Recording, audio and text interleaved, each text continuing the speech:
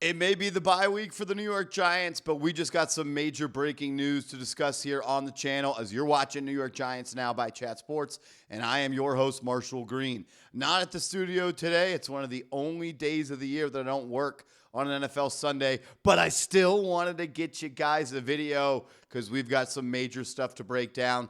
That's why you subscribe to the channel. I want to be transparent. We are right around the corner from 100,000 subscribers, and I'm asking for your help. We need your help to get there. If you love the Giants and you bleed Giants blue and you want multiple free videos about Big Blue every single day, no matter where we are, no matter what we're doing, when there's things to talk about with this football team, we got you covered. So hit that sub button and help us get to 100,000 subscribers. The Giants did not play football today, but they got a gift from the National Football League. If the NFL draft was today, they would be picking number one. Yes, you heard that correctly. The New York Giants now own the number one pick in the 2026 NFL draft. With the Cleveland Browns losing to the Tennessee Titans, or should I say, with the Tennessee Titans beating the Cleveland Browns, the New York Giants, they leapfrog the Titans, and they now have the number one overall pick.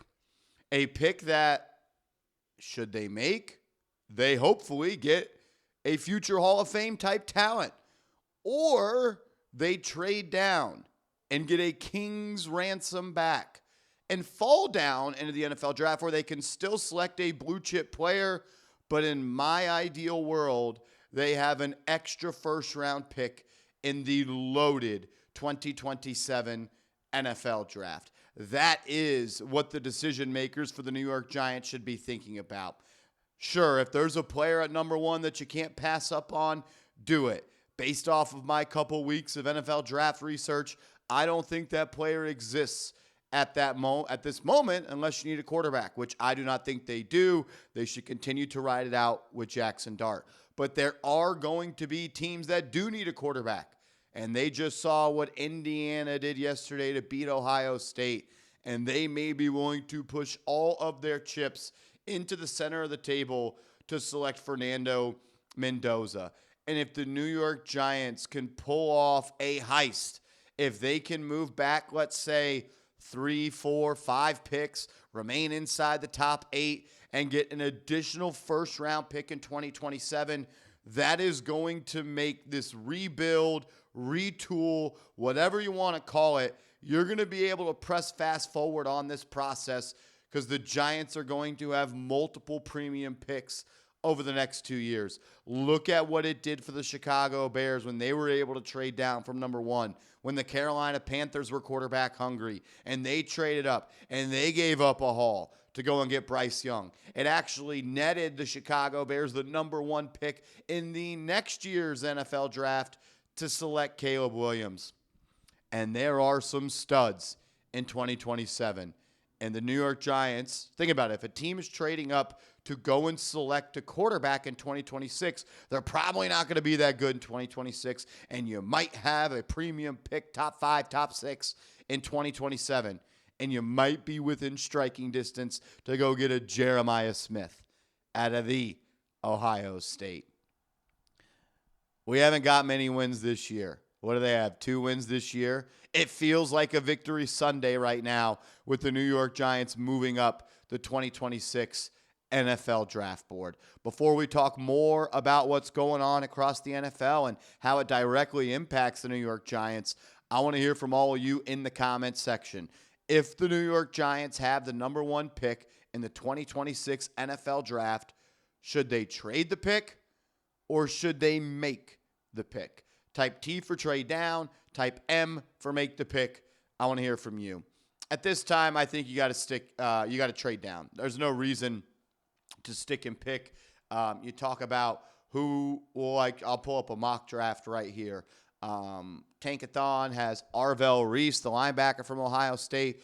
I don't want to judge it off one game yesterday, but I didn't see a top 10 player out of Arvell Reese in that game against Indiana. Reuben Bain Jr., the edge rusher from Miami. He's a damn good football player. I'm not taking another edge rusher in the top 3. Fernando Mendoza is there. Ty Simpson is there. Dante Moore from Oregon is there. Caleb Downs, the safety from Ohio State. Jordan Tyson, the wide receiver out of Arizona.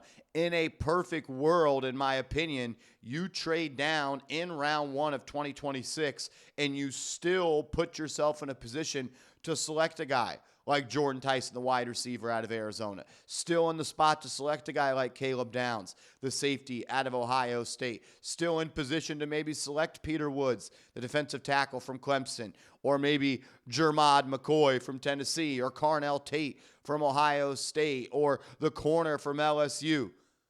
There's some good players in this draft. I don't think there's a player that should keep the New York Giants at the number 1 pick at this point.